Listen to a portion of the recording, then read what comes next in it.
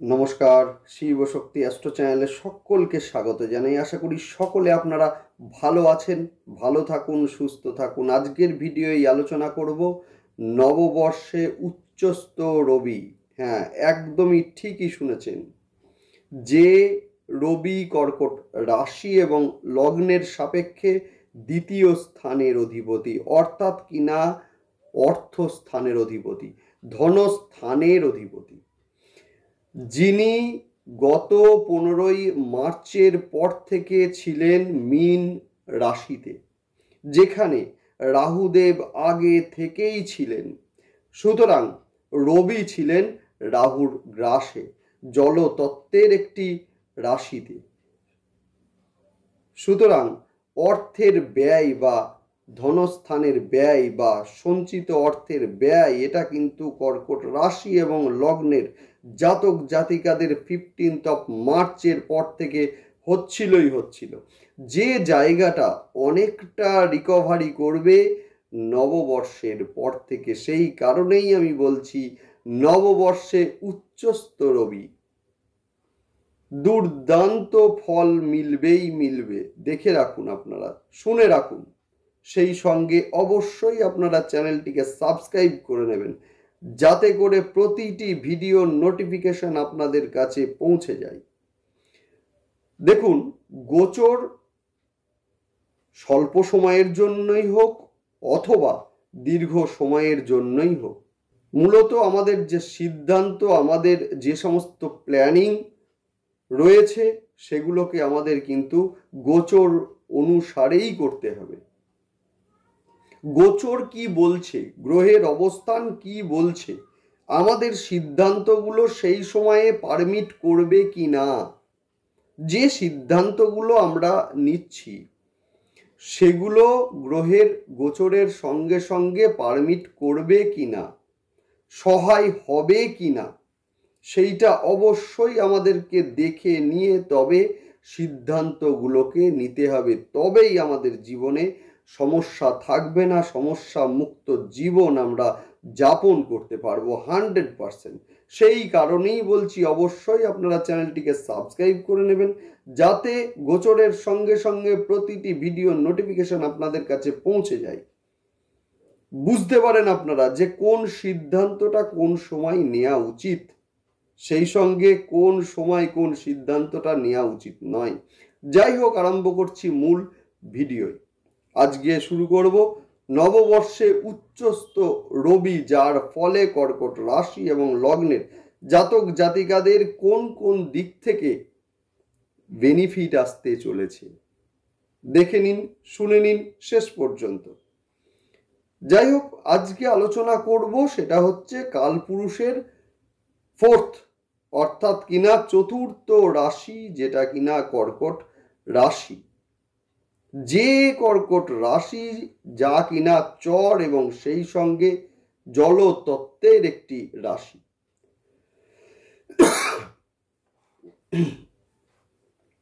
যে কোনো পরিবেশে নিজেদেরকে মানিয়ে নেওয়ার ক্ষমতা বা মানিয়ে নেওয়ার একটা প্রচেষ্টা, সেটা কিন্তু কর্কট রাশি এবং লগ্নের মধ্যে লক্ষ্য করা যায়।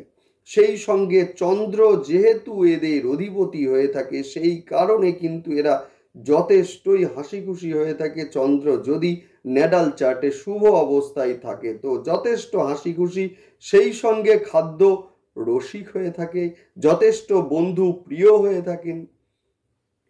সেই সঙ্গে অতিথি আপ্যায়নের ক্ষেত্রে কর্কট রাশি এবং লগ্নের জাতক জাতিকাদের কিন্তু জুড়ি মেলা ভার।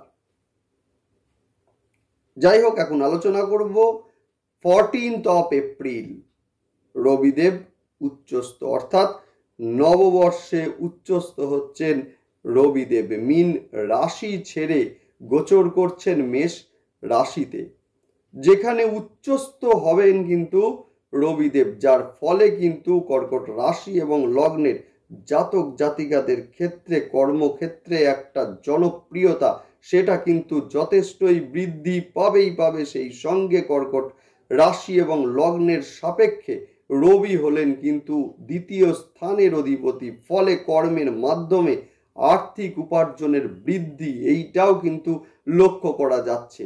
অবশ্যই আপনারা ভিডিওটি শেষ পর্যন্ত দেখবেন। এই কারণেই কি ন্যাডাল চার্টে যদি রবি কারোর নিচস্থ থাকে, শত্রু গৃহগত থাকে, সেই ক্ষেত্রে প্রতিকার হিসাবে কি কি করবেন ডিটেলস আলোচনা করব। দেখতে থাকুন আপনারা। যাই হোক, এবার আলোচনা করব না কর্কট রাশি এবং লগ্নের জাতক জাতিকাদের আয় এই সময় কিন্তু 100% বাড়তে দেখব আমরা। সেই সঙ্গে কিন্তু মূলত কর্মপ্রাপ্তির সম্ভাবনা সেটাও কিন্তু এই সময়ে উজ্জ্বল হলো। আগামী মে মাসে বৃহস্পতির বৃষ রাশিতে সঞ্চার, এটাও কিন্তু আপনাদের আর্থিক ডেভেলপমেন্টের পথকে ভীষণ সুপ্রশস্ত করতে চলেছে। মেষে রবি গোচর করছেন, সপ্তম দৃষ্টি দিচ্ছেন। কোথায় সপ্তম দৃষ্টি দিচ্ছেন?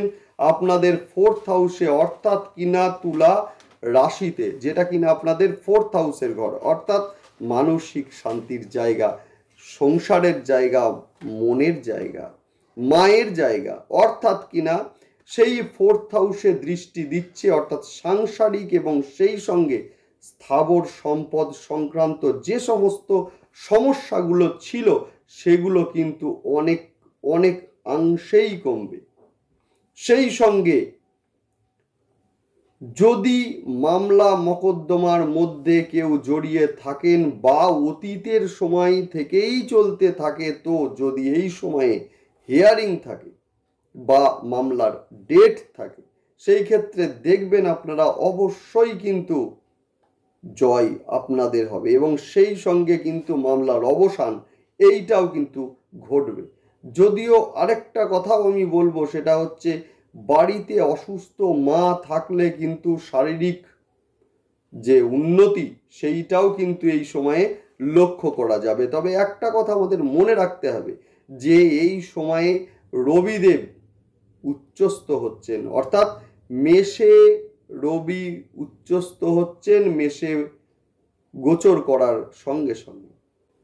সেই সঙ্গে আরো একটা কথা আমাদেরকে মনে রাখতে হবে, সেটা হচ্ছে মেষে গোচর করার সঙ্গে সঙ্গে রবি কিন্তু